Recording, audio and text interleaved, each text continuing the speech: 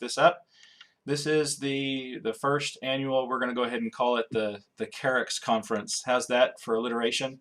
Without really being alliteration, so it's cheating. There you go. But the theme for May. So we're going to be doing this Fridays in May, June, and July, and the theme for May is modern evangelism and what that looks like and what it means. And this morning, during this session, we're going to talk about what it means or how we can motivate a local church for the work of evangelism. And so joining us this morning, we have James Paisley, Keith Stonehart, and Steve Wolfgang, and they're going to give us their thoughts. And if you have any questions, go ahead and send those in, and we'll have a time during the presentation today where they will discuss and answer any questions that anybody might has. And so without any other introduction, we're just going to jump right into it. Did you guys have anything to say before we start? Good morning. Good morning. Hello. Glad to be with you. Good to see you guys. Looking forward to it. All right, so James, if you want to start, we'll switch over and let you talk to us for a little bit. 3 hours, right? 3 hours, that's right. I get 3 hours? Yes, sir. All right. So as we're talking about motivating the local church, I thought of several things that I think are very important for us to realize. One is that each church has its own personality. I don't know if you have kids or if you just had one or if you've got three or like Stephen, you've got 57, but whatever, if you've got kids, you know that each one's different. And so what motivates one is not necessarily going to motivate another. So within a congregation, you've got two factors. You've got one, individuals who each need different things to motivate them.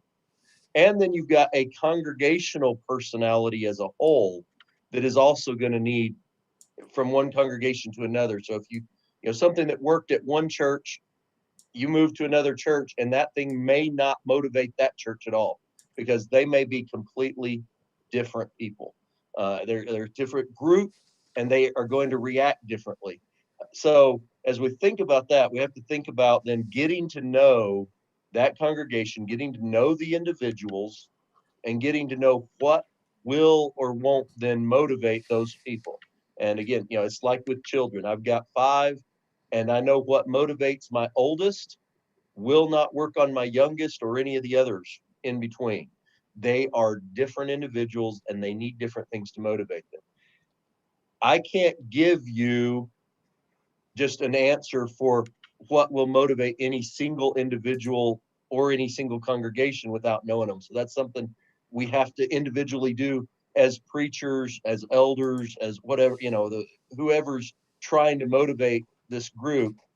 You got to play with it. You got to test it. You got to get to know those people and see what it is that motivates them. So I think that's a very important thing for us to recognize from the start, that motivations are going to be different for different people. The other thing along those lines is I've found that love and encouragement always motivate better for the long term than anger or trying to force somebody or trying to guilt trip them into doing something. You can guilt trip people into doing things for a little while, but they're going to be miserable doing it. They're going to hate it, and eventually they're going to rebel against that. And they're going to get tired of getting guilt tripped into things. And they're going to say, that's enough. I'm not doing that anymore. If we can get people to the point where they want to do it, and that's really what motivation is about. The old saying is, if you try to set somebody on fire for the Lord, you'll just burn them. But if they set themselves on fire for the Lord, then you'll get good use out of them. And so that's a big part of it, something that we need to realize. So the other thing, obviously, there are lots of just ideas to try. And when I come to a new congregation, you have to just try a shotgun approach at first. Just stick a bunch of things out there and find out what does motivate this group. So it may be that some seminars, it may be that some classes on how to evangelize. Maybe they just don't know how. It may be that some Bible classes will get them studying the Bible themselves, will get them motivated to want to go study the Bible with other people. There are a lot of different possibilities of things. It may be that one of the things that I've found is most useful, and Jesus talked about it a lot too, is you do it first. You live the example.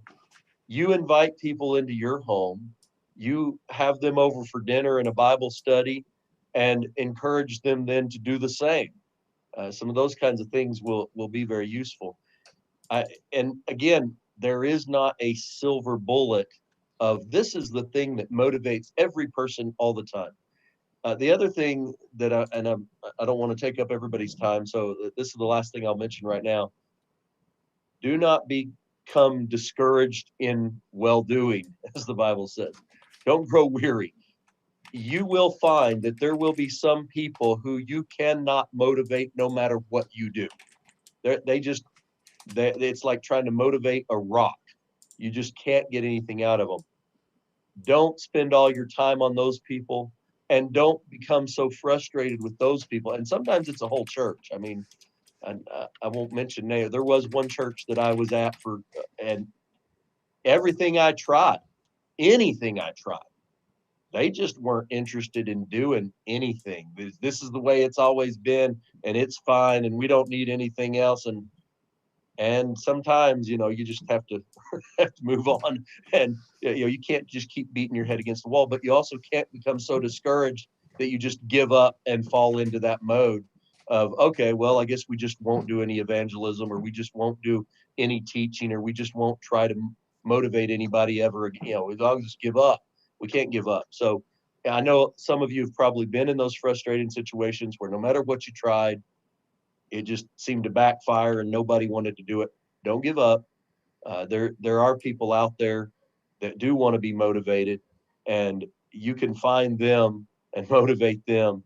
And I've known some people who started with just in a congregation of 100, they had 2 or 3 people, and they started with that little group, and they grew that.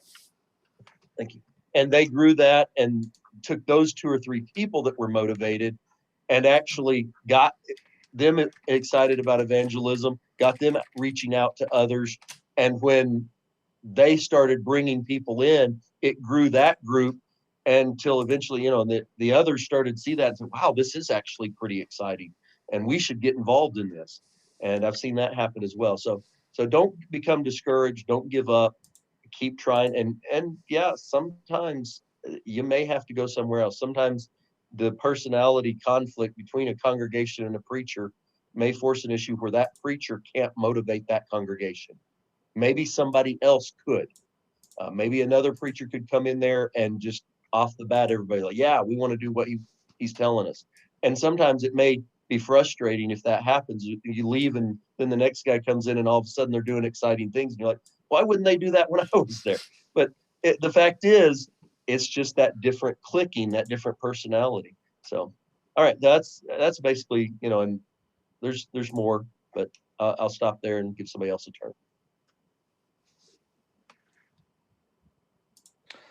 All right, I guess it's my turn.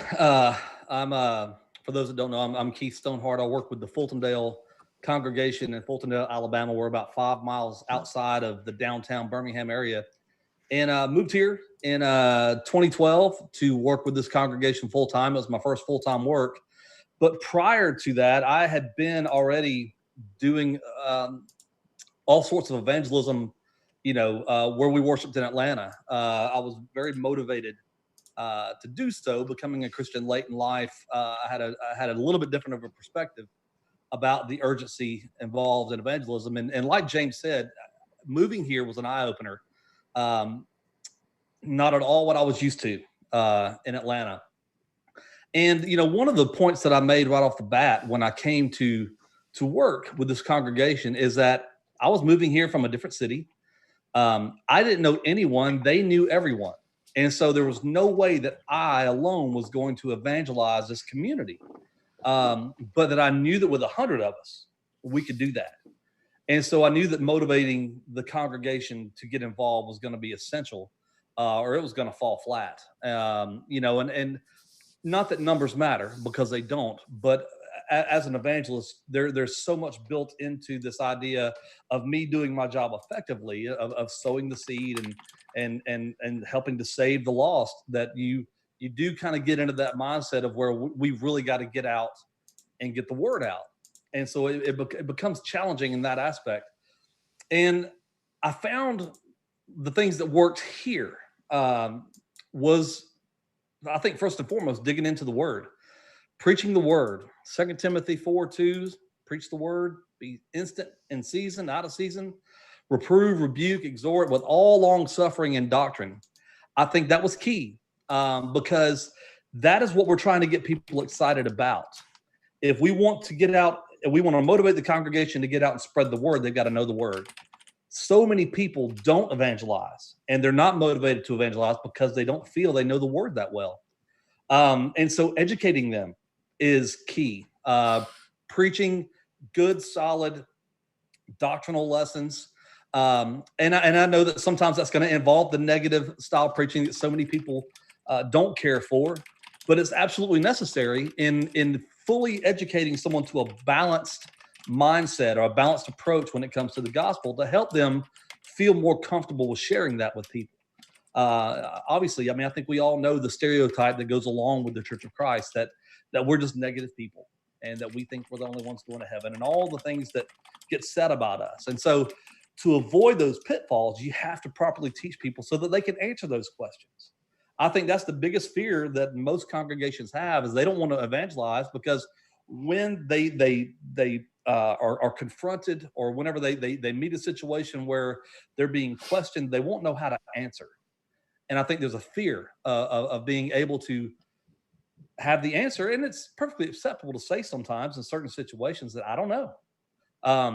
But no one wants to be in that situation. And so I think first and foremost, properly preparing the saints to be able to answer those questions, to teach people, is key. So preach the word. And I think, that as Paul put it, reprove and rebuke and exhort, long suffering. James mentioned that about not giving up and being willing to, on our end, be the motivator.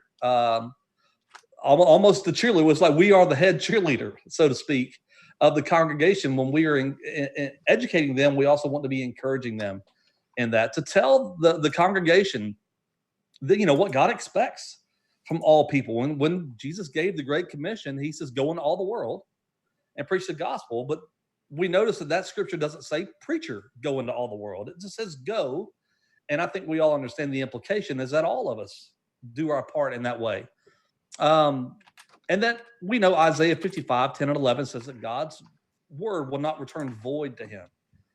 It'll produce fruit. And so we just have to really instill that in our congregations. I think the second thing that we need to do, and this is often hard for a lot of us, especially once you start doing this for a couple of years, and you you get frustrated with people, and you get frustrated with attitudes, and your own congregation becomes almost, the I don't want to say your enemy, because that's not what I mean, but I mean that they're the most challenging. Sometimes it's easier to talk to a complete stranger and get them motivated than it is your own congregation. And so I think the second thing, outside of preaching the word, number one, the second thing would be positive.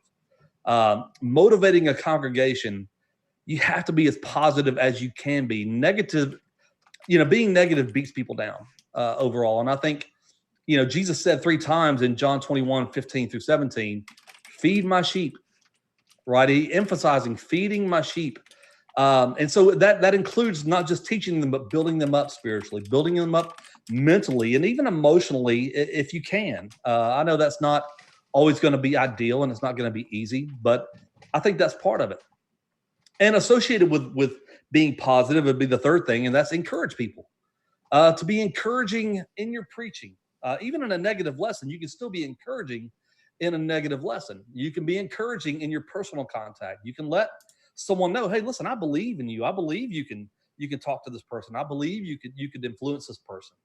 And not to use Philippians 4:13 out of context, but truly that we can do all things through Christ who strengthens us. And that means that even if we fail, even if we go out and we try to reach the lost and we fail, well, we still did it, right? We still did what God expects us to do. So we can encourage people to do that and to try different things. It's not always about being the one leading a class or teaching someone. Maybe your gift is hospitality.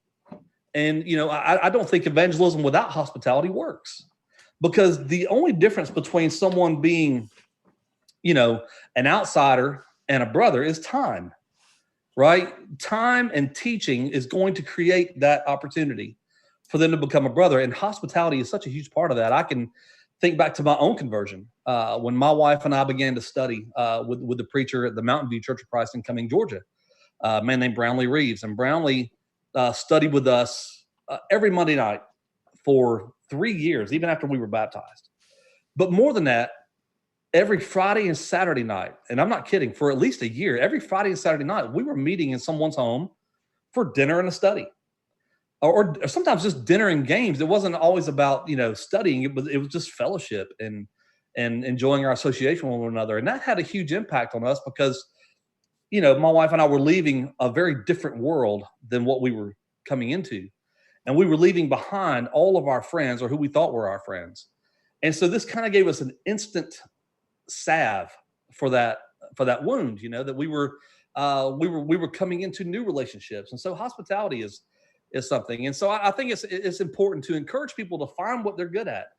Maybe it's not leading a class or teaching someone one-on-one, but maybe it's hosting a dinner and inviting them and inviting me, and I'll talk to them. I'll study with them. I think the next thing would be start small.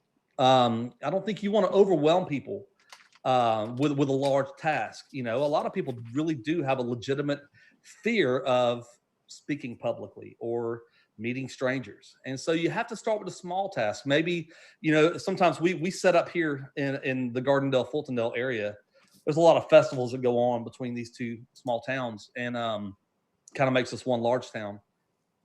But we set up booths. Royce Bell gave us an excellent model in how they evangelize out in San Bernardino. And we've started to do the same thing here in the last couple of years. We set up a tent and we simply just give out Bibles to make contacts with people. So maybe someone's, maybe their involvement is not going to be talking with people and giving out Bibles, but they can help set up the tent. They can help bring the Bibles. They can just be there and listen and maybe learn as that's going on. And so I think starting small is good and not overwhelming people. Long-term commitments can be overwhelming too. And so, we want to try to, let them get in where they fit in, so to speak. And I think part of that too is setting attainable goals. I know that myself, I have an overall vision of what I want to accomplish in a year. And, the elders and I meet and we talk about that overall vision of what they want to accomplish in a year. And having that vision is fine. Having that goal, those goals are fine. But we need to be able to, I think people to stay motivated need to be able to see some immediate fruit from their labor. And so setting attainable goals for people, I think is part of that also. And then I think finally praying. I don't think there's anything more important that we could do outside of teaching than pray about these efforts and pray about the people that we're trying to motivate to get out in the community with us, and it just rings true whenever I think about the times that we pray about these efforts, that something happens. And even if we set up and do a booth and we give out, 200 Bibles in a day and we only get one phone call, that was an attainable goal. That was something that we prayed for and it happened. And I think those things are critically important. And so I like James, I've got more I could say, but I think I'll save some for maybe for the Q&A. And I'm really interested to hear what Steve has to say. Well, thank you very, very much, guys. I'm Steve Wolfgang. I've been at the Downers Grove Church in the Chicago area since 2008. We're about 20 miles out of the loop. Sometimes I'm farther out of the loop than that, but geographically, that's where we are, out in the southwest suburbs, western suburbs of Chicago. And I'm happy to be on this program this morning. I'm not sure that most of what I have has already been mentioned, but what I did in preparing for today was sit down and come up with a kind of a quick lightning round. I was looking for a dozen words, just single words. Some of the last couple are actually in 2-word sets, but some of this has already been touched on, but I'll just quickly go through the list and then we can throw this to questions or commentary. And I'd be interested to hear what you guys say. Segueing off of Keith's comments, my number one button is pray. I mean, you have to be constant in prayer. I mean, a lot of scriptures teach that. Keith's already used a lot of the scriptures I was going to mention anyway, so I won't repeat that, and we can unpack any of these as we go along. But certainly we have to have that consciousness of I'm trying to reach an individual. I mean, we may imagine, and there are vast audiences and crowds of people who need to hear the word, but we do that one person at a time, most of the time anyway. The second one, maybe contrary to that, is preach the word. I mean, and this has already been mentioned, but that means good, sound, biblical lessons. A very wise elder once said to me when I was a young preacher, he said, Steve, there are 3 things a congregation will not tolerate. I've discovered that there are probably a few more than that, but at least 3. He said one of them is absconding with the treasury. The second one is messing with the sisters. And the third one is bad preaching. And if we are not expounding the word, and whether that's positive or negative, if we're teaching what Jesus taught, if we are expounding on what the inspired apostles, who he said would have the Holy Spirit after he left, then somebody's not interested in that. If that's not challenging to them, then we got deeper problems than just we're not evangelizing. So be in the word, make your lesson, make sure that the congregation is hearing every week the word of God, and not as another elder said to me, and I've heard a number of people, that preaching is not about raising your kids in the pulpit. It's not telling stories about what your dog did or what you saw walking through the airport. If we're ever going to be walking through airports again at some time in the future, personal stories may have their place, but we're about preaching the word, not about illustrating things necessarily. I mean, if you have a good illustration, by all means use it. But preaching is about expounding what Jesus said, expounding the word of God. Number 3, ask. Sometimes the reason people in congregations are not doing something is nobody's ever asked them. And you might say, well, maybe they should volunteer to do that. But part of leadership, part of motivating is, if there's a task that needs to be done that's not getting done, identify somebody in the congregation who can do that and ask them to do it. And if you get a negative answer, go to somebody else. Number 4, thank people. If they do something, however small it is, make sure that you thank them for that personally, that they get some kind of I don't know, we're not trying to stroke people's egos, but people like to be thanked for what they do. And you see Thanksgiving as a pretty large part of the biblical message, as a matter of fact. So not only thank people personally, but teach them to be thankful to God for the opportunities that we have to be evangelistic and to reach out. And then 5th, I'm kind of just making this a lightning round, going through point by point. We can circle back and unpack any of these that you want to. Model what's supposed to be done. If there's nobody else in the congregation that's then, and often you don't find that that's the case. I mean, I suppose you could find a pretty much totally defunct congregation that has nobody, but be out front, model what it means to be evangelistic. Let people see that in your life. And if they see that, well, yeah, that can be done, or that's an interesting approach, or I never thought about doing it that way. Be the point of the spear if you need to in modeling that. And then maybe more specific than that, the next word that I came up with was mentor. Find somebody in the congregation, maybe a young man, maybe somebody whose talents have not been utilized and they may be older, but invite them to come along. They don't have to necessarily do anything, but invite them to accompany you to a home Bible study or to the meetup study or whatever. We have a meetup study every Monday night here that's designed to be evangelistic in terms of reaching out to people who maybe have never heard of Jesus Christ. And we have people that filter through. It's near the train station in Downers Grove. They get off the train from Chicago, 20 minutes away, and they stop in for coffee. And we have people, I just say, come sit with me. You don't have to say anything. You can if you want to. We're not saying don't, but it's not required for you to do anything but sit in a chair and drink coffee. And if they learn from that what an evangelistic conversation might look like, then all the better. And then recognize, maybe a little bit like thing, but publicly recognize if somebody's done something or is doing something. It could be something as small as this person runs the sound system, or this person changed the sign that you see. I've got my fake photograph up, but we change that sign regularly. We're on a high traffic area, 4-lane road that's near a stoplight half a block away. So we frequently have people backed up, and that's a point of contact.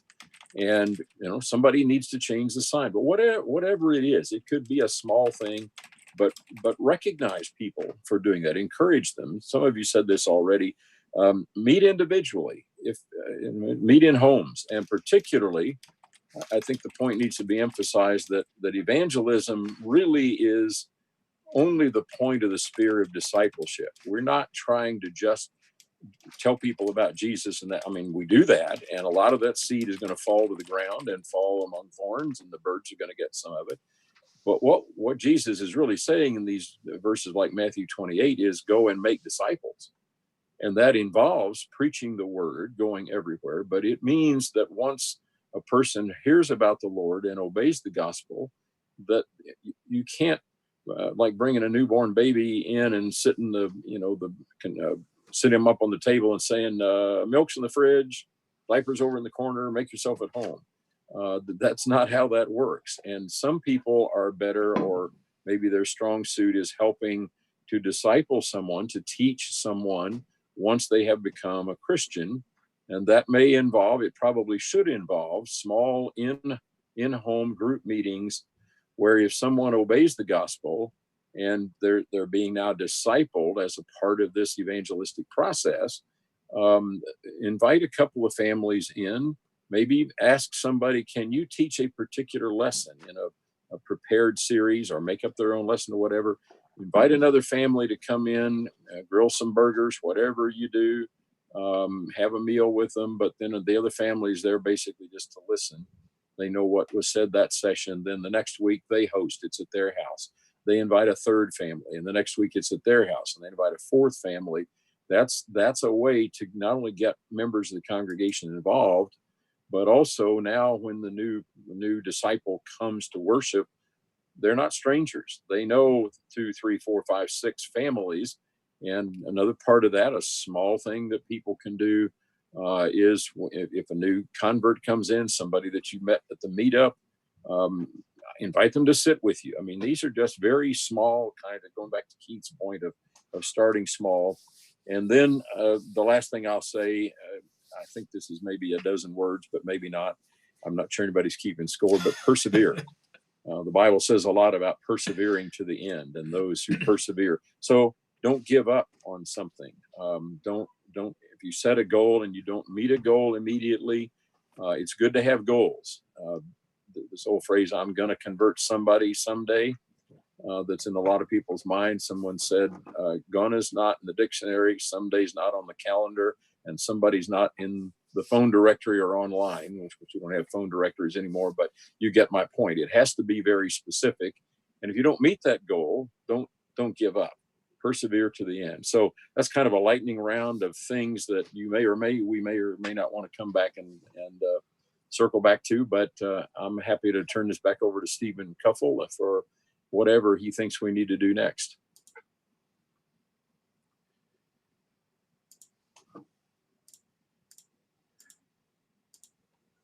All right, so we'll just open this up to discussion at this point. So everybody can feel free to go ahead and offer your insights and advice. We'll start off with a couple of the questions that we got or comments that we got, and then we can talk about, if y'all have anything extra that you want to talk about, feel free to do that too. One of the comments that we got was sometimes when people are trying to motivate a group for evangelism, they'll be told, well, we tried that once 5 years ago, 10 years ago, or we've done that in the past.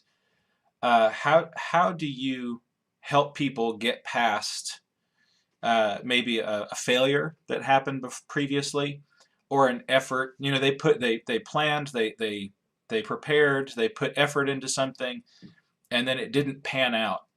You know, how do you help them to get past that so they're willing to do it again? Does that make sense, that question? Absolutely. I know that I ran into quite a bit of that when I first moved here to Fultondale. Fultondale is the year that I moved here, the congregation was 100 years old. And so now I've been here, you know, this will be 8 years coming up. So 108 years old. There's a lot of tradition, right? There was a lot of, well, we've always done it this way. And we've tried that and that never worked. And so I think that, you know, I think to overcome that, you have to first get past the hurdle that just because something didn't work once doesn't mean it won't work in another situation. And the way that I've tried to do that is to remind people that every person is different, so every response will be different. And you know, trying 20 times with a certain group of people may not have produced any fruit. It doesn't mean that the 21st time won't. And just expressing to people all of the, if you look through the Gospels, or not in the Gospels, look through the book of Acts. When you look at Acts 8, 9, and 10, how different the Ethiopian eunuch was from Paul, and how different Paul was from you know, Cornelius. You couldn't have three more different individuals. You've got the eunuch who has a unique backstory all its own. And then you have, you know, Paul, who was a privileged rising star of Judaism, and then you've got Cornelius, who was a Roman centurion. Three completely different people, and yet the same approach worked all three times. You know, the end result was the same all three times. And so I usually use those examples in Acts to help people understand that just because it didn't work once doesn't mean that it won't work the second time.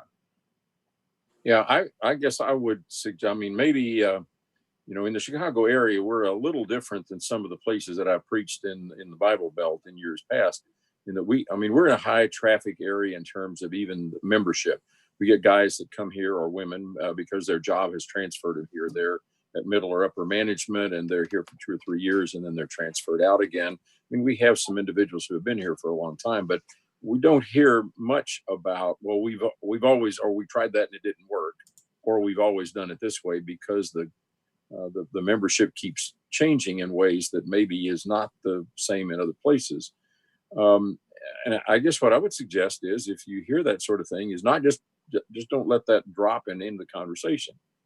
Why didn't it work? I mean, explore with somebody, you know, why, and what do you think could be changed to make it work? Engage the conversation with, what might we do differently that would make it work better, or improve that, or that sort of thing, and not let the objection rule the day, if you will.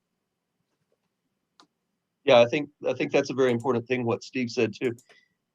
I don't remember who said it or where I first heard it, but the idea that someone who objects to doing a thing a certain way is obligated then to come up with a better way to do it. And so if they're going to object, well, we've done that before, then come up with a better thing to do that we haven't tried before, that we can try. Otherwise, the old saying, I like the way I'm doing it better than the way you're not doing it, is very appropriate. Yeah. We need to be out there trying to evangelize our communities. And if you come up with a good idea, we'll do that. But if you don't have a better idea, then let's try this again. But again, how long ago did you try it? You tried this 25 years ago. Well, guess what? There's a whole new generation of people that you didn't try this with. Or especially like Steve was talking about, in an area where the turnover is, you know, you live in a military town or a college town or something where people are moving in and out all the time. It may not be like, you know, in some of the small rural towns where everybody's been there for 4 generations.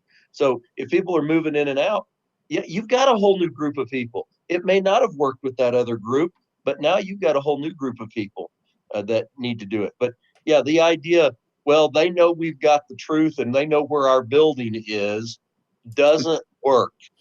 And it's not true. I heard that from one congregation where I was, and we were like Steve's talking about, we were on the main highway. Well, they know we've got the truth. No, they don't. They don't know that we've got anything if we don't get out there and tell them. And they know where we are. I went down, I tested that. I went down to the local grocery store. People had to drive past our building to get to that grocery store. And I stopped people in the parking lot and I said, I'm from such and such Church of Christ. And 9 out of the first 10 people that I talked to, where is that? I said, well, it's right down the highway here. And I don't know. And then when I told them, hey, we're next to this place and this one. Oh, there's a church there? They had no idea. So this idea, well, they know. No, they don't know. And again, if it's been 20 or 25 or 30 years ago that something was tried, you've got a whole generation of people that have grown up. Yeah.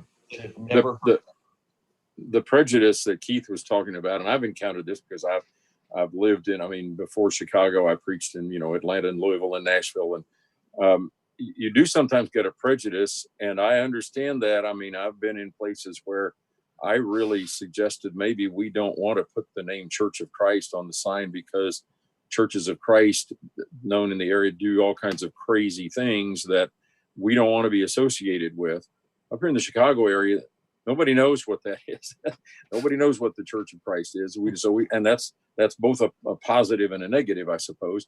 But it's like working with a clean slate because you can sort of start fresh from scratch with most people, or with many people anyway.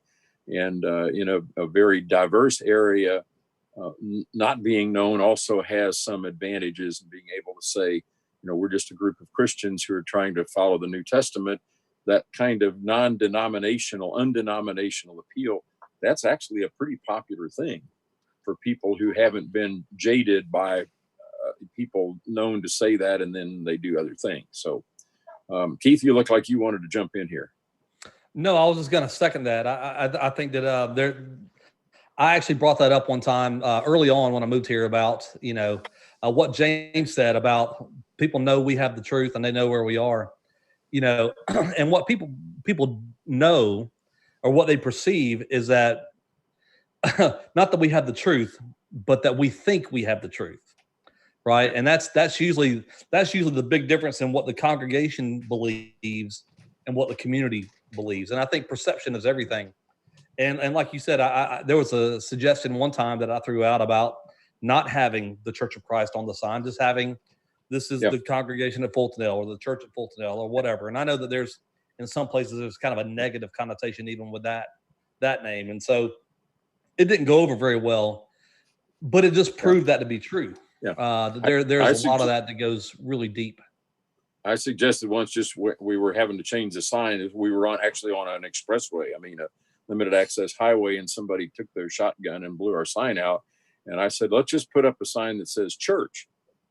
Well, they'll have to ask what kind of church. And I'm like, yeah, that's a conversation starter.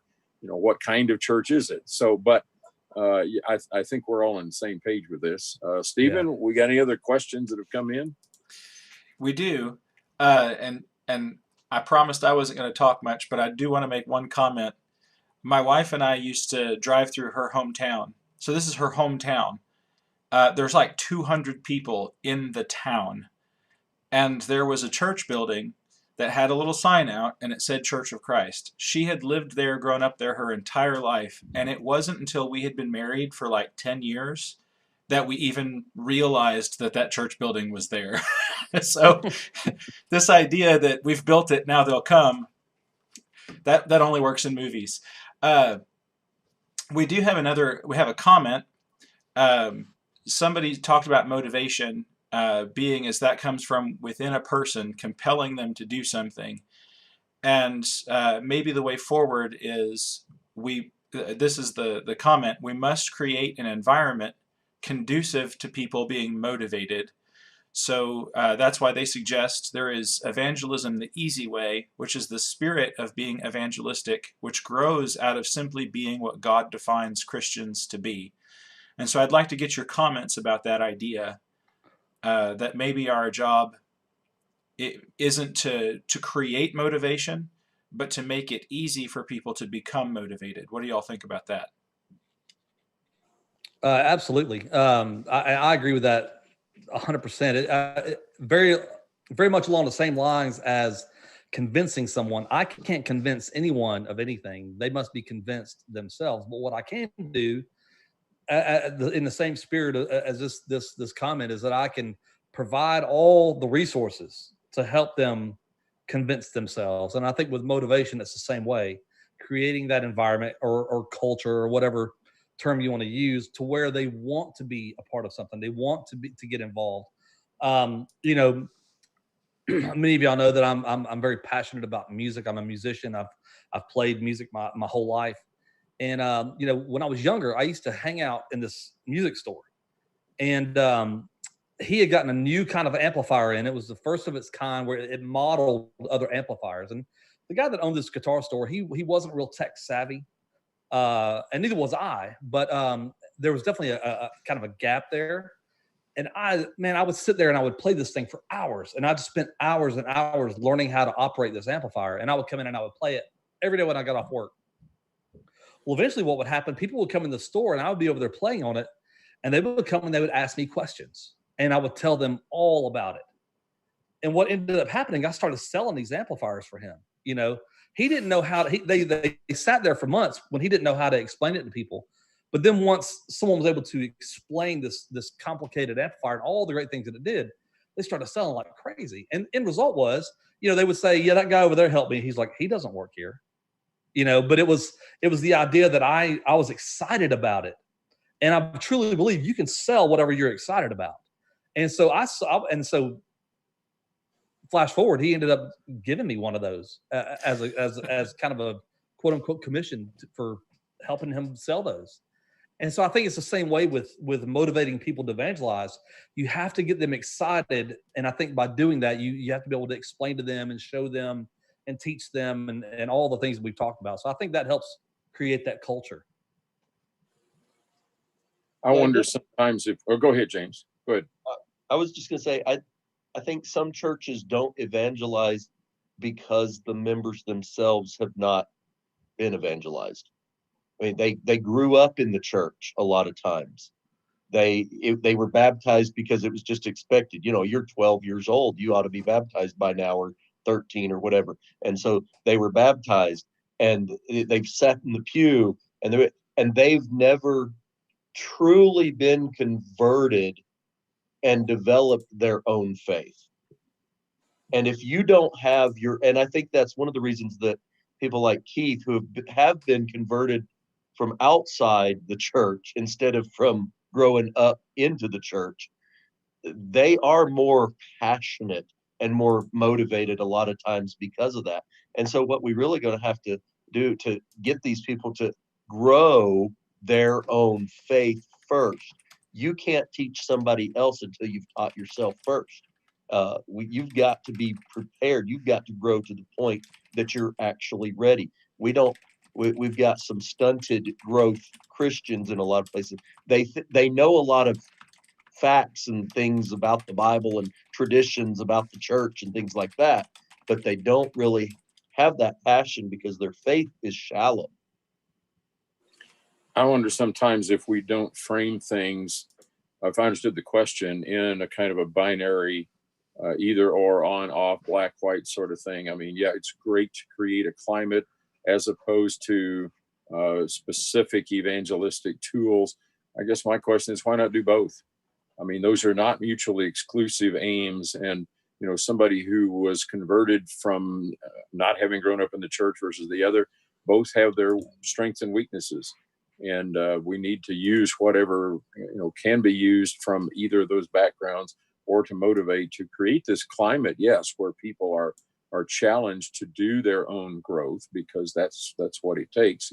All you have is your own faith, and you have to inculcate things that you have to cause that sort of thing to grow. But I think sometimes we want to get in this better, best. You know, why not use all the tools in the toolkit, I guess is what I'm saying. Absolutely. Another element of that is another comment from the same person. It said that this type of evangelism involves what you do every day, week, month, and year, and it never asks you or it never imposes on you something that's unpleasant or unnatural.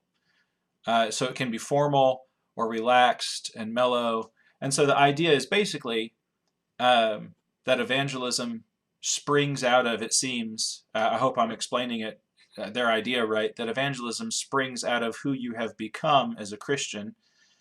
And that kind of touches on some of the comments that you guys have made about leading by example. And so there's another comment or question that kind of couples with that. And the idea was instead of trying to do everything our way, like my way, I've got these ideas about what needs to be done, but like getting a group together, drawing from everybody's ideas, and then being an example of putting those things into practice. And when people see your example, that will lead them to, oh, this is possible. Not only have we been included in that process, but now I see somebody actually doing this. So I guess I wanted to get your thoughts on what are some ways that you can include people in the process of evangelism, and how can you lead by example? You know, we talk about doing that, but what are maybe some concrete things that you can think of?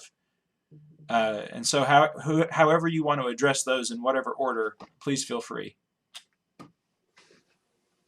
Well, I'll go back to, I mean, I'll be interested to hear what the other guys say too, but I used the example on exactly that point, I think is one of my buzzwords of the meetup study. And it doesn't have to be meetup, but it, you know, it's a low threat environment where it's really just a bunch of people sitting around in a coffee shop talking about the Bible. And that's how we try to pitch it. But let me come at this maybe from a slightly different angle. I mean, I don't know about anybody else, but some of what I do in evangelism and some of what I was asked to do as a younger preacher really are uncomfortable.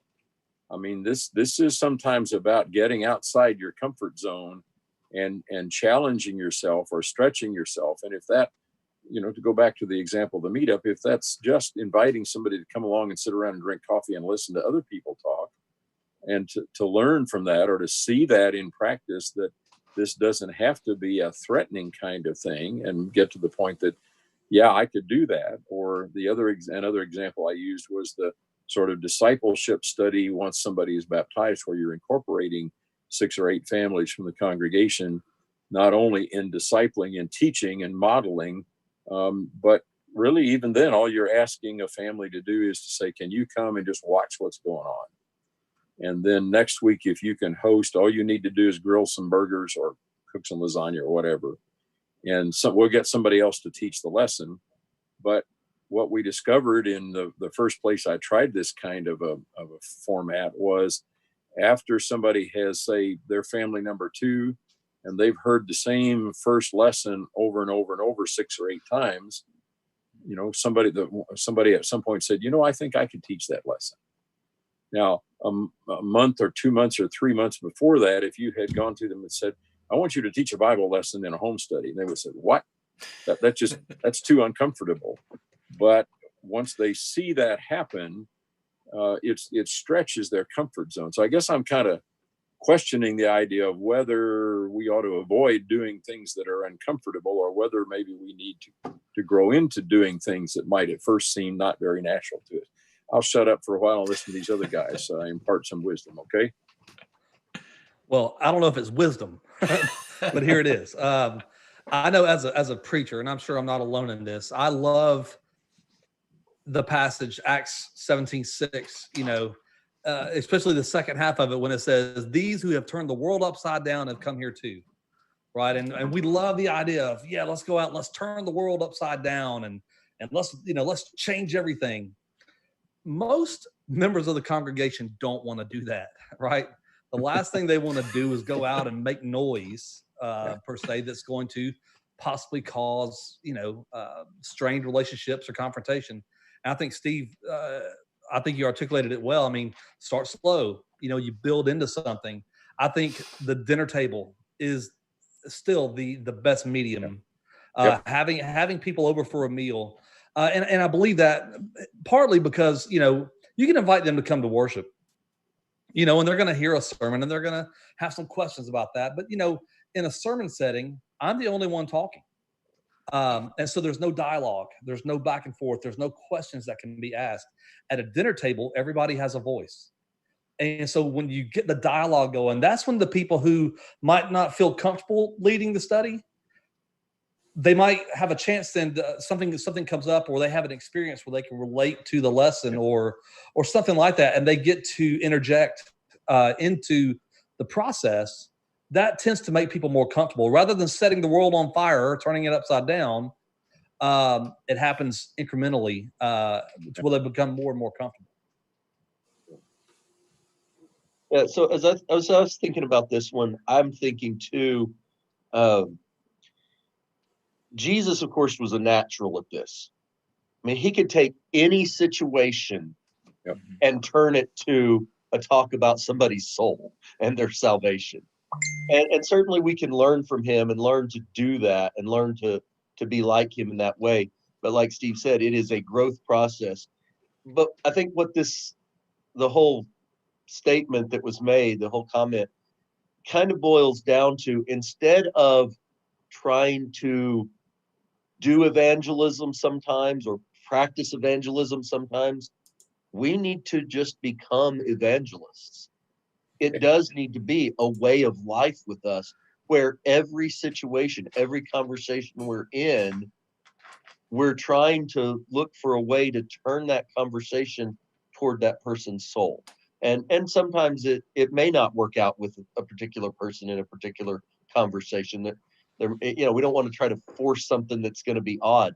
But Jesus with the woman at the well, and he's talking about water, and she's talking about a different water than he is, but he turned that conversation, and of course, he had the advantage of knowing everything she'd ever done in life and knowing what she was thinking inside too, that we don't have. But a lot of times we have this idea that somehow evangelism is asking somebody, would you like to sit down and have a Bible study with me, and then having a Bible study with them. But evangelism often can be as simple as asking them a question like, I had a couple of guys in the auto parts store. And one of the guys says, well, he's talking about women. He said, well, I can look, but I just can't touch. And they turned to me and they said, well, you're a preacher. What do you think about that? And I said, well, what did Jesus say? I think Jesus said, if you look at the woman and lust after her, so just asking a question back to them and giving them a Bible verse to point to. Now, neither one of those guys ever were converted. And I didn't baptize either one of those guys. But it gets them thinking about spiritual things. And I think a lot of times if we take the everyday things of life when we're in conversation with people and turn them and point them toward the spiritual aspect of life, that's evangelistic. It may not be sitting down having a Bible study, but it's sowing a seed of thought that, next time I have a Bible question, I know somebody who will help me with that. And we're planting seeds when we do that, instead of just thinking, well, I've got to go cold turkey knock on somebody's door that I've never met before and ask them if they want me to come in and study the Bible with them. And that's very nerve-wracking. But when it's just a part of our everyday life, like the comment said, we're just living and breathing Christ. For me to live is Christ, right? Christ lives in me, right? So as we walk about the day, when we're talking to people and we come in contact with people, we smile, we say hello. And if we have a conversation, then we look for a way to bring Christ into that conversation. It's just to kind of piggyback on what you said, and I don't want to take us off down a tangent too far, but you brought up a very good point about listening. Listen to the things that people are saying. And then when you have an opportunity to interject, I think Jesus gives that example in Luke. When he's on the road to Emmaus, when he comes across Cleopas and Cleopas's unnamed buddy, and they're having this conversation. And I think we have the perfect example of not just how to evangelize, but what should be said in evangelism. And I think in motivating people to follow that example where Jesus is listening to them, and then he draws near and he says, "Hey, what are you guys talking about?" And then he listens again. For the next several verses, Jesus doesn't say a word. He lets them say everything. And then when he responds, he says, "Have you not read?" And he goes to the scripture. And I think that's important to help people, our congregations, understand. You don't have to have the words. We have them, right? We have them in the Bible. And so you don't have to have all the answers. You don't have to have the words. You just have to have the Bible. And I think listening, I think that's a great point, James. Listen to people and see if you can find a way in. And that's living out evangelism, so to speak, rather than the formal door knocking. I've got a horror story about that, as whenever I was a new Christian, I was paired with an older gentleman, and we were going to go out and do some door knocking. I was going to learn from the best. And he knocks on this first door, and the woman answers, and he says, "Hi," and we're from the so-and-so Church of Christ. And do you know that if you died today, you'd probably go to hell? And that was, obviously she invited us then to go first. Right? Great opening line. Not a good way to do it, but I think that's a great point. Listening, I think listening and then being able to respond to that is key. Not only with the content, but I mean, door knocking or cold calling is something you do when you have no other contacts. You don't have any live contacts to pursue, nobody who's already shown some interest in what you're doing. But back to a previous point, we can learn how to make this more natural in terms of answering a question with a question, following Jesus' example. I mean, one illustration might be if you're, at work or at school or whatever, and, people are standing around the water cooler, they're in the faculty lounge or whatever, in the break room, whatever the thing is. And people on Monday are talking about, "Man, I saw this great show over the weekend," or "I read this great book," if I'm in a book club, or "went to this great game," and, just to inject something like, "I heard a really good sermon yesterday," or "over the weekend, I looked at this chapter in the Gospel of Mark," or whatever it might happen to be. And sure, not everybody's going to be interested in that, just like you may not be interested in the whatever athletic event they're reporting on, or you may not have read the book they're talking about. But make that a part of the natural conversation. People talk about what's interesting to them. And you may find that actually, if you put the feeler out, somebody will pick up on that. And sometimes just the act of sitting on a plane or in the McDonald's or somewhere, just opening a Bible and sitting at the table a few minutes sends a signal that I'm a Bible reader, I'm a Bible student, and maybe I'd be willing to talk about it with you if you're interested. So I like this idea of it. It should be a more natural outgrowth of things that we do, rather than a sort of a prepackaged, prefabricated kind of approach. But hey, if that's what you got, then go with that. I mean, somebody made the point, I think it was James early on, that not everything works the same for everybody or in every situation. So we have to learn to be flexible and use what's available to us. Wanted to get y'all's thoughts about, for example, like in Acts 17, when Paul is speaking to the men of Athens, he doesn't reference the scriptures one time. Now he definitely talks about biblical things, but he doesn't reference back to the Old Testament, probably because the audience wasn't familiar with it. Instead, what he does is he references from some Greek poets. And so I guess what I would like to get your thoughts on is, how can we do that in our culture today? What or who are our Greek poets, and how would we reference them to maybe bring somebody who doesn't know much or maybe even anything about the Bible other than that there is one? How do we bring them from where they are to where the Bible now seems relevant? Oh, this is what the Bible is. This is what the story of Jesus is about. So like Paul used those Greek poets, what are some things that we could use, and how could we do the same thing? Does that make sense? Absolutely. This is going to sound out of left field. But obviously, I think some of our modern day Greek poets would be clearly songwriters and musicians currently. I think there are several songs that we can listen to on pop radio that have a dual or a duality to the lyrics, you know. And so sometimes that's an in. Oddly enough, my neighbor that lives across the street had grown up, a member of the church, had fallen away, and it was a conversation that he and I had about the Ozzy Osbourne song "Crazy Train." So I don't know that Ozzy Osbourne has ever been used to help convert someone, but if you listen to the lyrics or just read the lyrics, Yeah. if you don't want to listen to the song of that particular song, they're very positive, and they speak about a lot of things that are relevant to people, which there are biblical applications throughout. And so, similar to what Paul did, I could reference an Ozzy Osbourne song and still make it a biblical or spiritual reference. I think that we can do that easily with tons of artists that are out today.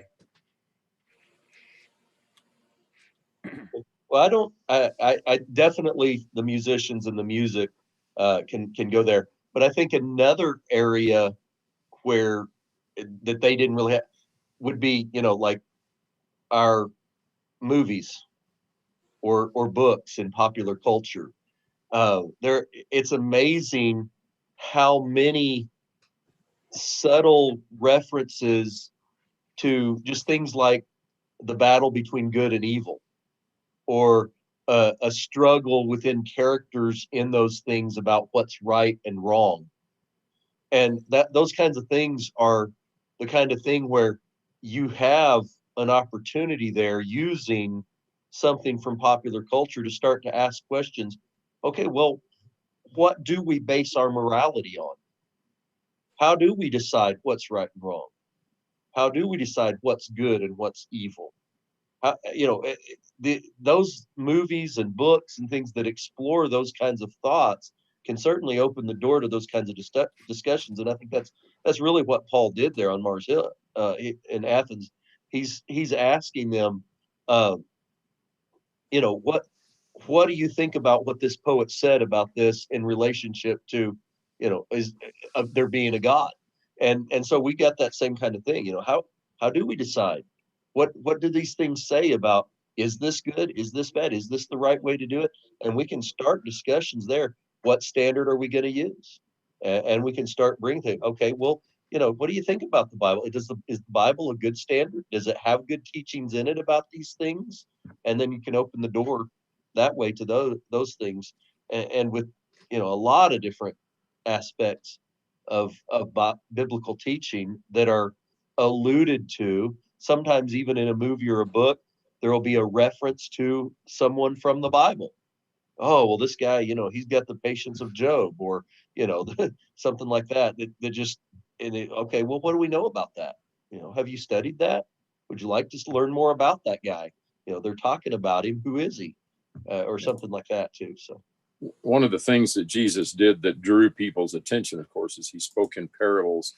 And I'm convinced that if he were in the 21st century, his parables obviously would not be about mustard seeds and so forth. It'd be about traffic jams and highways and shopping malls. Well, maybe not about shopping malls, but internet shopping, or something that people are familiar with in the everyday kind of environment. And I think the more we can make our discourse about that, part of the thing about quoting poets, I guess, is you have to know the poets, which in some instances many people don't. And I love Keith's point about the songs, although, again, finding that point of commonality is, I mean, I just posted, I don't know if you saw the discussion on GP, I posted the lyrics from an Emmylou Harris song about we're living in Babylon. Now, I don't think she has much in terms of religious conviction. I don't really know, but even a secular person recognizes we are living in Babylon. We are living in a godless society that looks out only for number one. Now, Keith, I don't know if the same audience that listens to Ozzy listens to Emmylou Harris or not, or if there's much commonality there. But yeah, find your niche and find something that connects to the person that you're talking about, whether it's a shopping mall or a song or a poem or, you know, whatever movie, whatever it might be. So how can you use that? I agree with you guys. I think we do have kind of a modern day body of Greek poets, movies, music, books. How can you use that to motivate a local church? And I'm asking because I know that when I was first converted, it seemed like evangelism was this deeply theological thing, and if you weren't an academic, or if you hadn't been a Christian for a million years, then it wasn't something you were going to be good at. And I don't know why I thought that. I mean, that's not what was modeled to me necessarily, but it was still kind of, as a brand new person, realizing there's so many things that I don't know. It feels a little overwhelming. So how could you use this concept of borrowing from culture, so to speak, to teach the gospel? How could you use that to motivate a local church? Well, Stephen, you haven't said much yet. You've been thinking about this question for a few minutes. What's your answer to it? I'll throw it back to the moderator here. An old trick. I don't think that's allowed. It's in the rules.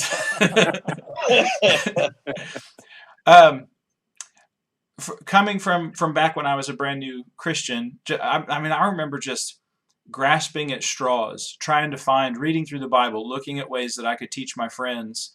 And I'm certainly not going to tell people, don't try that. Because, that's where the truth is in the Bible. And that's the only way that we really can recognize, oh, this song is also true because it echoes what's in the scriptures. But I felt like I couldn't explain a lot of things. Like, I didn't know all the Assyrian kings, and I didn't know how all that history fit together. But I did know a lot about Star Wars. And so if I can see that, here's this thing in the Bible that is true, and I see this parallel in Star Wars, I'm going to bet that the guy sitting next to me in my organic chemistry class, he also knows a lot more about Star Wars than about the Bible. Maybe not, but probably. And so if I could find a way to link Star Wars to the scriptures, I would have been much more comfortable doing that than starting a conversation with somebody when I myself felt like I really don't know what's in this book. And so maybe that would have motivated me. If somebody would say, okay, here's Star Wars. Let's look at the parallels between Star Wars and the Bible. Here's how here's things you can bring up. I don't know if it would be profitable to have a Bible class where you sat down with a local church and talked about Star Wars. But maybe like in an individual basis, if you're working with somebody, they like Ozzy, or they like the Marvel movies, showing them, here are some parallels. I don't know. What do you guys think about that? Well, I know that for me, it was the Matrix, right?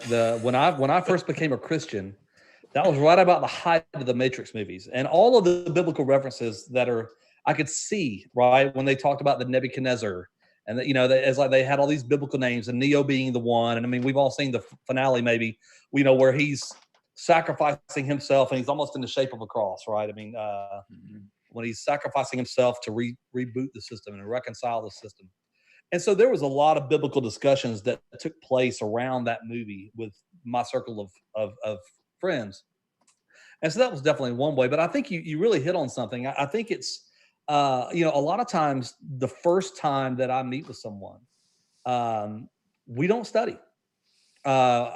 Typically what I want to do is I want to get to know them. When Paul talks about becoming all things to all men, so that I might save some, I think there's an element of there where I can't just come in guns blazing, okay, Acts chapter 1, and we go through. I want to get to know this person. I want to find out what they're into, so that I can find some talking points. And so I would encourage the congregation to do the same. That, hey, listen, the first time when you decide that you want to try to, you've put a name on it. It was mentioned earlier that when we talk about evangelism, and we will pray often for our evangelistic efforts in this community, and a lot of times what we do is we put forth names. We pray for specific people that we want to try to reach. Okay, so if this person is someone that this member knows of the congregation, then you know what? Don't talk about the Bible first. Find out what they're into, and see if you can find some ways to then bring that into a discussion, so that it's not so off-putting, and that it's not they don't feel the pressure of, man, I've got to perform because if this is my one shot. Because with this approach, there's always more than one shot. Listening, finding out who they are, whether it's Star Wars or the Matrix or Emmylou Harris or Ozzy Osbourne, we're going to find a way in to talk about this. And I think that takes the pressure off the congregation as a whole, so that they don't feel like they have to perform to a certain level. They can just talk. Mhm. Yeah, there are a lot of, there are a lot of things. When you start looking for analogies with the Bible, what is it? Fishing, hunting, sports, and the conflict, and or whether it's pop culture stuff, politics. There is always some way, not politics, but for some people, they're really into politics. They really understand that, and you can go through, talk to them about the politics of the Bible. You can talk about Herod beheading John the Baptist because of the political thing, because he's telling him not to do so. There you can go through, if they're into politics, go look at that intrigue of the kings, Yeah. And in First and Second Kings and Chronicles. They may like that. That may be their thing. But like he said, you don't know. And this goes all the way back to the very beginning when I said everybody's personality is different, and what they like is different, and what's going to get through to them is different. Yeah. And it is very important for us. We have this picture of like Peter on the day of Pentecost preaching to this crowd of thousands, and everybody is converted. Good luck with that one nowadays. I mean, if we have that opportunity, great. I want to take advantage of that. And I remember there was a friend of mine that went to school together. Both became preachers for a while. But he sat with me one day and he said, after we'd been preaching for a while, and he said, James, I would rather stand in front of a crowd in a stadium full of people, thousands of people, and preach a sermon than try to sit down one-on-one with somebody and have a Bible study. I'm just not comfortable doing that. And I think that is kind of the state. If preachers feel that way, then I'm sure that members in the congregation are feeling that way. Yeah. And again, like he said, if we take the pressure off where we don't have to be able to explain the Trinity to somebody on our first time sitting down with them, but instead are just listening to them, just talking to them, just trying to look for what they're interested in that's going to lead to a Bible discussion, I think that will change the way we look at evangelism. Instead of looking at this difficult, impossible task that I'm just not up for that, instead we start to say, oh, maybe this isn't as hard as it seems. And we're still going to have rejections. Nobody's going to be batting 1,000 here, Yeah. to borrow that baseball reference. I think sometimes we make assumptions about our audience, and I mean here a one-on-one audience, or maybe a larger audience. I know when I was going to China, this is dated because it was back in the 90s, but you go into an English corner where you've got 100 people standing around you, and they want to learn English, but I discovered very quickly, even though my cover there was that I'm a history teacher, which is what I was. It was not a made up sort of thing. But they want to talk about religion. I mean, I would sometimes divert the conversation. We're talking about, standing there for 2 or 3, 4 hours and say, doesn't anybody want to talk about history? Because I learned that, in another 15 minutes, somebody's going to raise a religious question. So sometimes, back to Keith's point, if we just let the conversation develop organically and try to probe a little bit for what is this person actually interested in, or what do they know? I mean, sometimes back in the culture of the States here, I'll just ask a person if something about the Bible comes up, or I see a point of commonality with an Emmylou Harris or whatever. Have you ever read through the Bible, or have you ever read the Bible at all? And sometimes the answer is, yeah, I've read the Bible. Okay, maybe we can talk about that. Or if the answer is no, would you like to do that? And maybe that goes somewhere. So you can pick up, I mean, even in a political sort of thing. I had a conversation the other day with someone that's rooted in a very heated political environment. I'm sure the same thing is going on where you guys are, but I'm in a very dark blue state. And sometimes people assume that our politicians are not necessarily religious, which is true about most of them. But something came up where the woman who's the director of the Illinois Health Department who's an immigrant, by the way, had actually gone into a congregation, a church in Chicago, and delivered a homily last Sunday. Well, if you're talking about politics or COVID-19 or public health policy or whatever with somebody, that's a natural point of departure. So back to Jesus using all sorts of common everyday things that have happened in the culture. I think just being attuned and maybe listening to what somebody is saying instead of, as Keith says, rushing in with guns blazing or trying to figure out, what Bible verse am I going to use next? Just listen to what the person is telling you. And sometimes that provides its own natural point of departure into a biblical discussion. So I'll shut up for a while and listen to other people. Let's not be afraid of silence. Yeah, I think that's an important thing that absolutely. we need to teach people.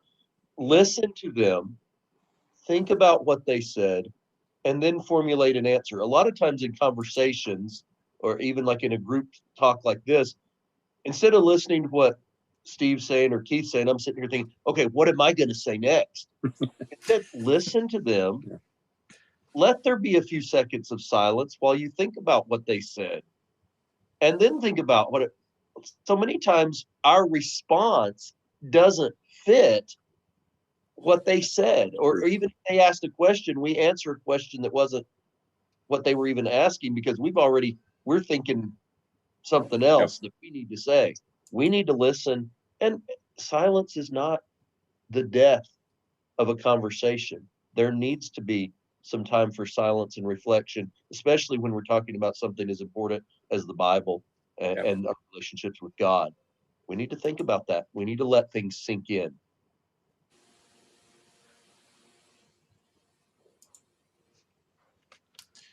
That was those were all the questions that we had come in.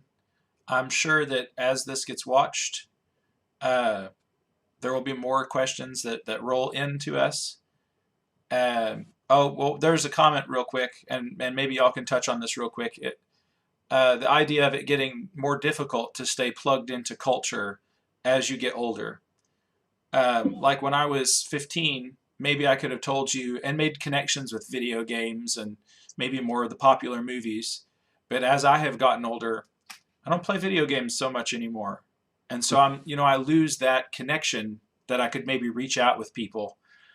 How do you fight that? Or what do you do to kind of keep the ability to connect with people across the spectrum of ages?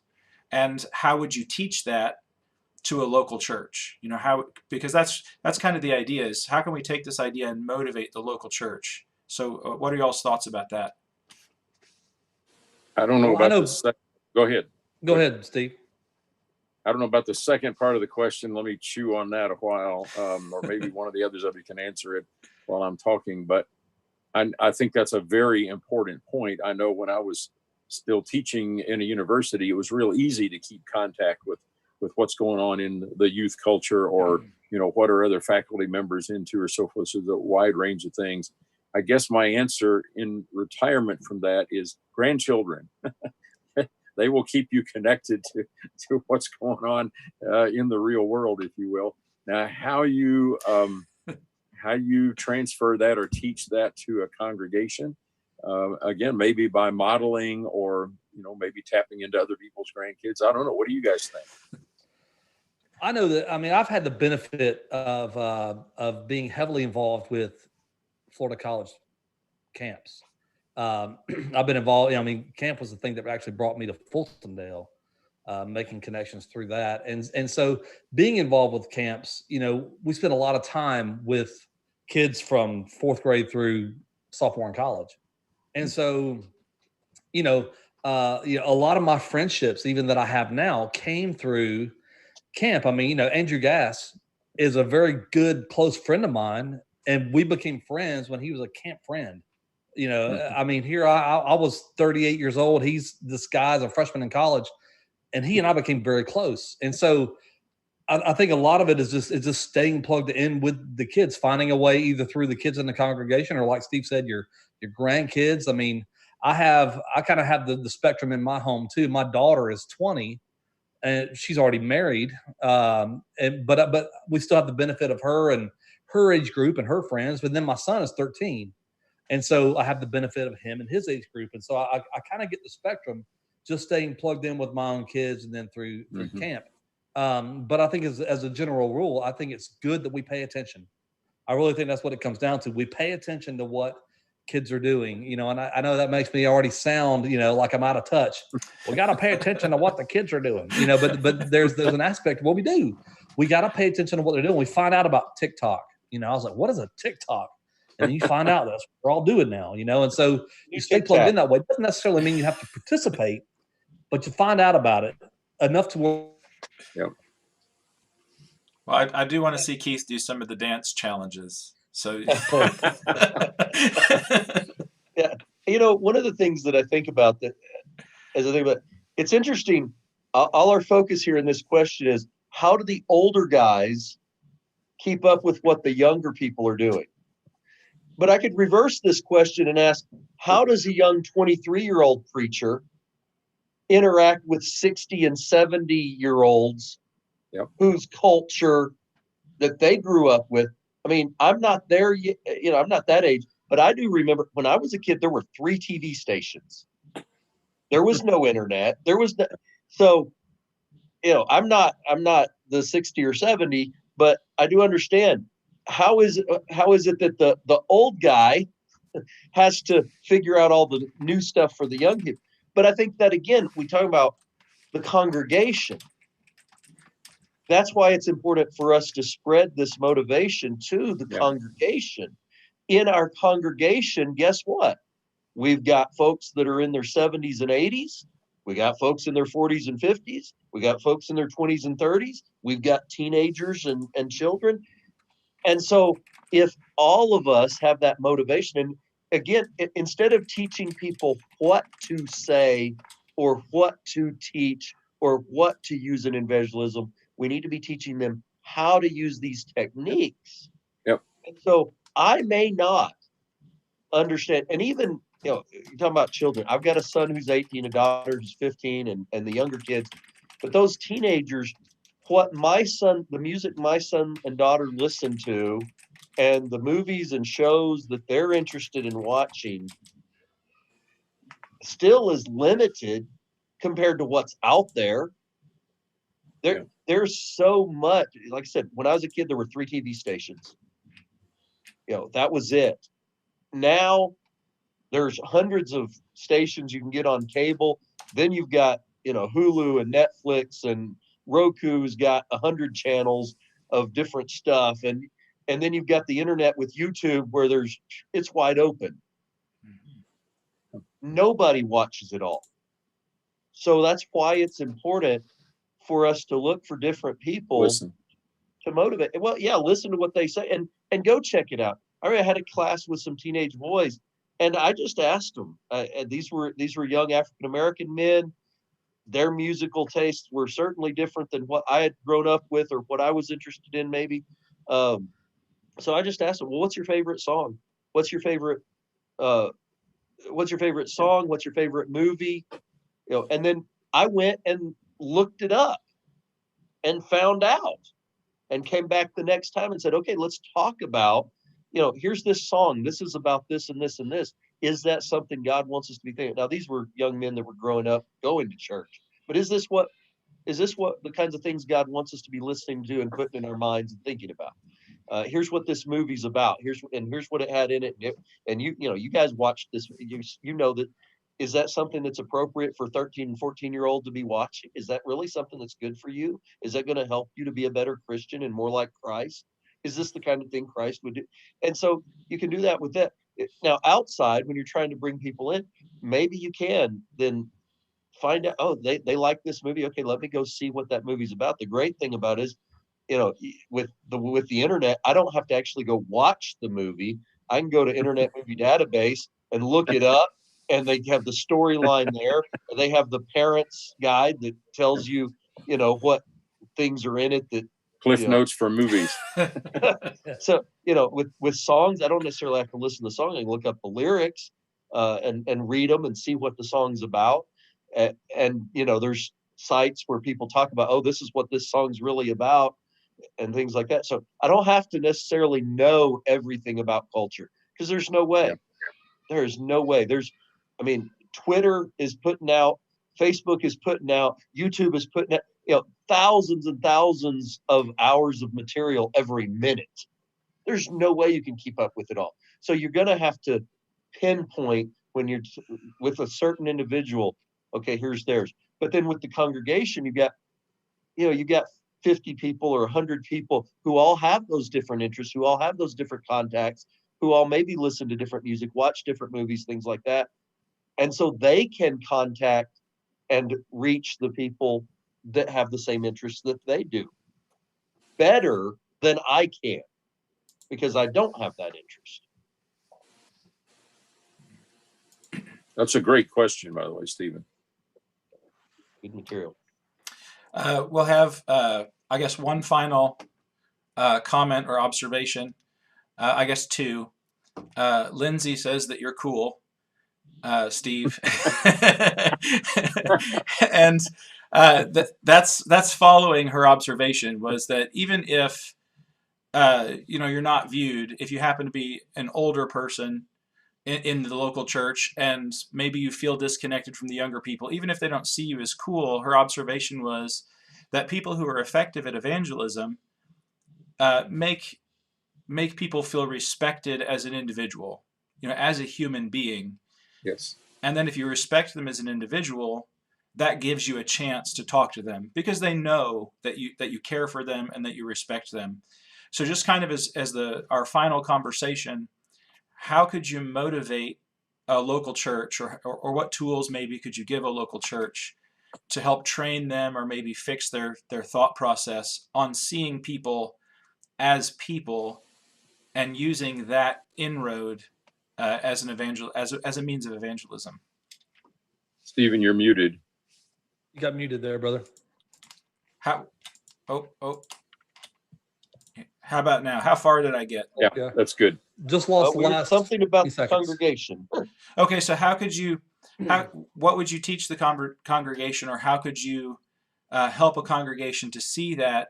What tools could you give them to see people as people, to communicate that care, and then use that as a way to reach out for evangelistic purposes?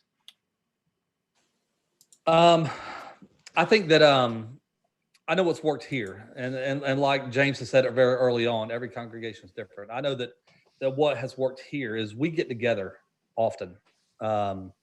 We do a lot of potlucks or that sort of thing. One of our elders has a really nice garage that is not really even like a garage. It's more like it's a carriage house, if that makes any sense. You can back the cars out, and now it's this really nice place to meet. And so we have a lot of covered dishes and that sort of thing. But getting involved with one another, I think, is key. Whenever you get the young people involved with the older people and vice versa, you stop seeing them as old people and they just become people, And what I think the lessons that you learn from sitting, in a mixed crowd like that and interacting with a mixed crowd is that you still have the greatest common denominator. Number one, you're human.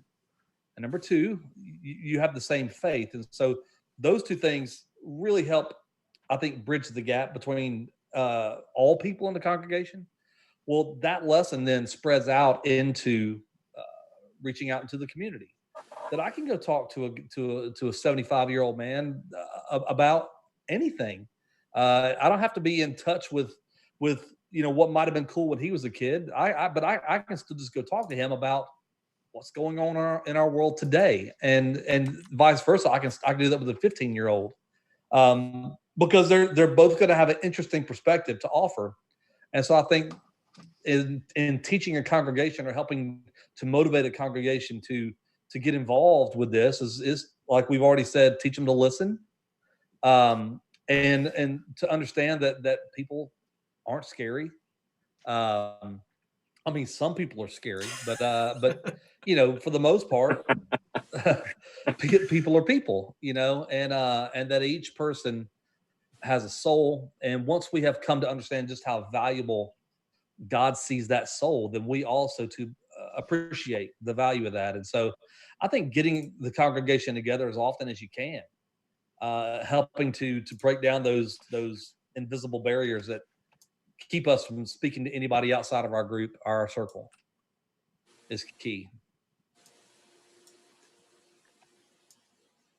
I agree totally with that. I think the social interaction outside the assembly in each other's homes, or, we frequently will go out to eat after a Sunday morning or even a Sunday night service and so forth. But I guess one of my lightning round words comes to mind to go back to the question of, again, how do you motivate? And that is modeling, or to use the King James Version word, be thou an ensample. I mean, as preachers, we are examples, and like it or not, we may try to say, well, a preacher really shouldn't be any different from a member of the congregation. But in the real world, as I've tried to say for years, what the universe of what ought to be and the universe of what is are two entirely different cultures. we have to accept the fact that we preachers are looked to as kind of the model, the example. And if we're not interested in other people, regardless of age, or we're not trying to learn what does interest them, what motivates them, and to tap into that, then they're not going to do it if we're not doing it. So I'll just lay that back on the table and listen to James close us out here. Okay, I think one thing I don't think any of us maybe have specifically mentioned that I think is important here is preaching. Now, we talked about preaching doctrinal sermons and things like that. Keith did, especially. But I think, what about preaching about evangelism? Yeah. Looking at someone in the New Testament who evangelized and preaching about what they did and how they did it, and and sharing that with the congregation and motivating them in that way. Looking at, okay, well, what's different from the way it was done in the first century versus how we need to do it now? Looking at, just some things that we can do, and opening it up. I wanted to mention this. It's not directly related to that, but it's something that I'm thinking about earlier, that we never got to, but I do want to mention, is there are some people who just are such extreme introverts. They're so shy that they will never have a conversation. They're not going to do that part. So what are some other things? Does everybody have to go talk, or are there other things that can be support of evangelism? There may be somebody who could never talk to somebody face to face, but they can post Bible verses on Facebook, or they can upkeep the church's website, or they can run tech for videos for YouTube. And there are things that they can do that will help evangelism in the local congregation without them necessarily ever being the one that actually teaches the lesson and talks about the Bible with somebody. And I know, I know some people, it's just kind of, well, I feel uncomfortable doing it. But then there are some people who just really, they're going to get so flustered and stumbling over and then they're going to go into a panic attack. And they're going to have to be locked in their house for a week afterwards. And, and I'm not making fun of those people, because I understand those people. I've got a kid who is one of those people. She will never be the one who's out there talking, but there are a lot of things she can do. She can write stories, write poems that can be shared, that are going to teach people through that method, even though she can never do it verbally in public, or even in a one-on-one setting. She's very nervous. So so that's an important thing when we're preaching and teaching and encouraging the congregation. Let everybody know there is a place that you can help, even if you're not the one that can do this thing. Instead of, well, you can't do that, so I guess you can't help. There is something for everyone in this area of evangelism. And I think it's very important that we emphasize that to people, that, because we've spent most of this talking about, hey, get outside your comfort zone, have this conversation, talk to them about this. But what about, there are those people they're never going to get to that point, but there's still things they can do, and we don't want to leave them out.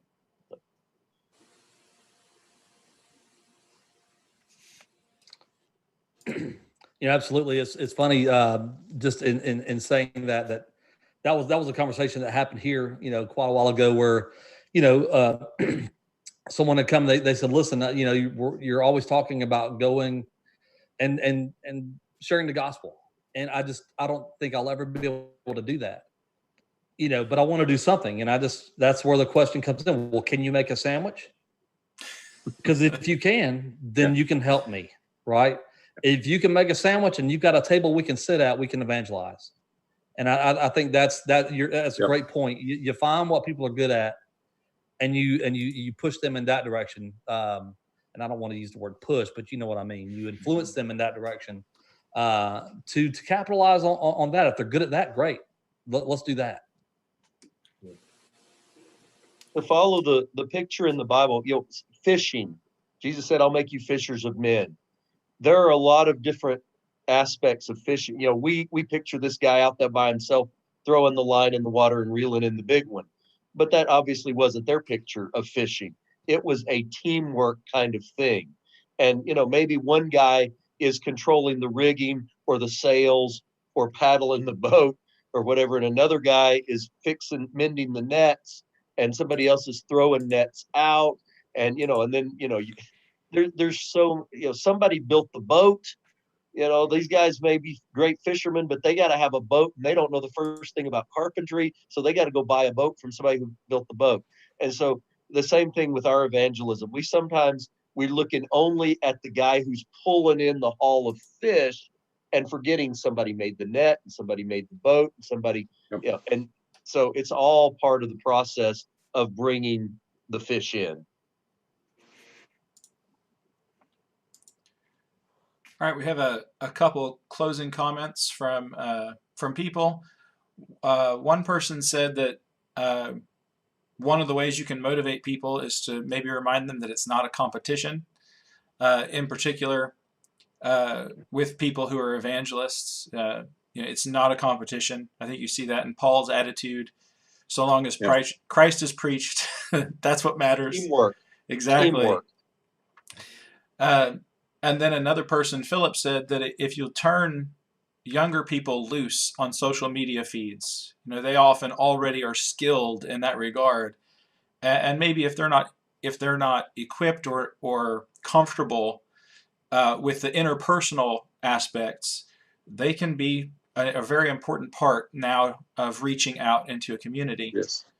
And the cool thing is many younger people are already motivated to do that. Right? They already enjoy that. Me personally, I have really enjoyed getting to be here. I want to thank all three of you so much. I have a lot to think about. I appreciate your wisdom and your insight and your focus and your on evangelism and your love for people. It's a motivation to me. I'm greatly encouraged. Thank you so much for being here. We'll have another session at 2:00 where we're going to talk about reaching new people in a community. And then we'll be doing this every Friday during May, June, and July. And you'll have to check for times because sometimes the times are a little different, but it's generally 10 and 2:00 in Central Time. Again, thank you guys so much. God bless you and all the work you're doing. And it was a blessing for me to be here today. Any comments before we sign off? Thank you, Stephen, for organizing it. This was great. Absolutely. Yeah. Appreciate the conversation. Thank you. I appreciate this entire effort is I think going to be very beneficial for everyone if it's been beneficial as it has been for me today. So thank you so much for putting this together. I think this whole thing is kind of in a nutshell a microcosm of what we're talking about. We've got all these different guys that all have their different takes on different things, different skills, different abilities, and you're putting this all together and bringing this all together, motivating all of us to do this so that we can all get better at it. And that's exactly what we're trying to accomplish in our local congregations. Is what we're doing right here. All right. Thank you, guys. Thank you for joining us online. See y'all soon.